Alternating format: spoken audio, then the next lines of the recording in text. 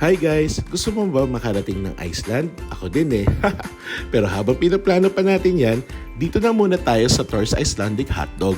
Dito lang to sa may HQ Burgos Building, Poblacion, Makati. Ang hotdog in Iceland is called pilsa or pulsa.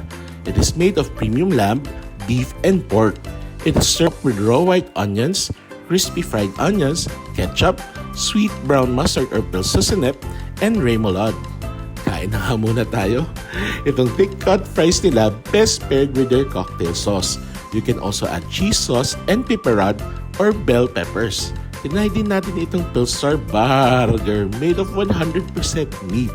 Ang juicy at talagang walang extenders. Meron din sila ditong slushy. Volcanic eruption ang tawag nila at super refreshing. At para sa ating finale, tinry din natin ang Icelandic hotdog na Pilsar na bun with crispy onions at Pilsar with pepperad.